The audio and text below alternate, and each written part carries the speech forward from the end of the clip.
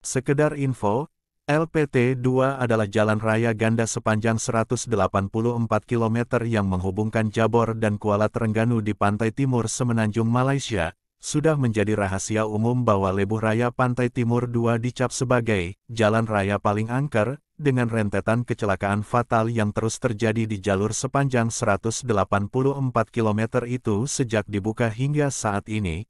Waktu itu jam menunjukkan jam 1 malam. Sebuah mobil yang melaju dengan cepat membelah jalan.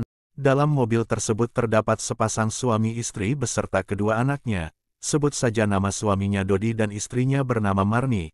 Dengan tenang, Dodi mengemudikan mobilnya dan Marni duduk di sampingnya. Sementara anak-anak mereka sudah lama dibuai mimpi di tempat duduk belakang. Dodi dan istrinya berusaha terus mengobrol untuk menghilangkan rasa kantuk dan memecah sunyinya malam. Tiba-tiba Marni kebelet, "Bang, aku seperti mau buang air nih, abang berhenti dulu di rest area sebentar ya," rayu Marni yang sedang kebelet kencing. Saat itu Marni sudah berkerut dahinya berusaha menahan kencing. Dodi hanya mengangguk pelan. Lebih kurang 1 kilometer kemudian, terlihat papan tanda rest area. Tanpa banyak bicara, Dodi langsung membelokkan mobilnya ke rest area tersebut. Setelah mobil berhenti, Marni pun segera melompat turun dari mobil dan lari ke arah toilet. Sedangkan Dodi hanya menunggu di dalam mobil bersama anak-anaknya yang sedang tertidur.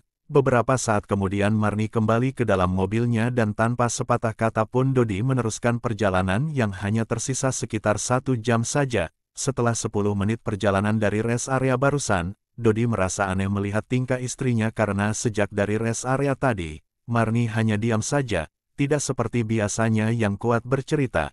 Tapi waktu itu Dodi segera menepis segala prasangka. Dia hanya beranggapan mungkin istrinya itu lelah karena menempuh perjalanan jauh. Beberapa saat kemudian terdengar bunyi ponsel. Dodi yang sedang fokus mengemudikan mobil sempat merasa kaget dengan bunyi ponsel tersebut. Kemudian Dodi sekilas mengintip layar ponsel, tertera nama Marni, istrinya. Dahi Dodi pun berkerut, apa sih maunya istriku ini? Mungkin sekedar bercanda atau bagaimana? Tanya Dodi pada dirinya sendiri sambil melirik Marni yang berada di sebelahnya. Tapi Marni terlihat hanya membatu sambil pandangannya menerawang jauh ke depan. Dodi pun menekan tombol reject, malas melayani ulah iseng si istri. Tapi tidak lama kemudian ponselnya kembali berbunyi dan di layar ponsel tertera nama Marni. Dodi pun melihat ke arah Marni, dan lagi-lagi Marni terlihat diam mematung seperti tadi. Akhirnya Dodi pun mematikan ponselnya yang memang sudah lowbat.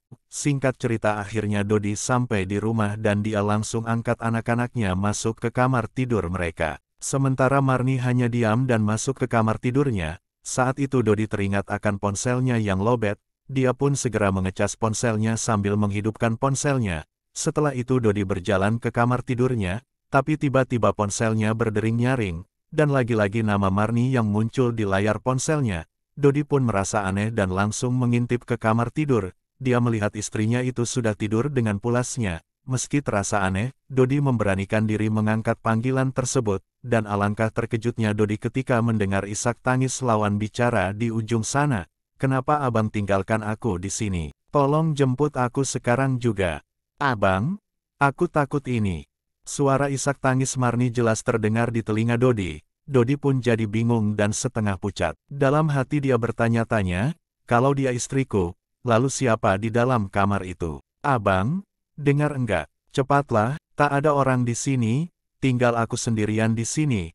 Aku takut nih," terseduh sedan Marni memarahi suaminya. Dodi langsung lemas mendengar suara istrinya di ujung sana.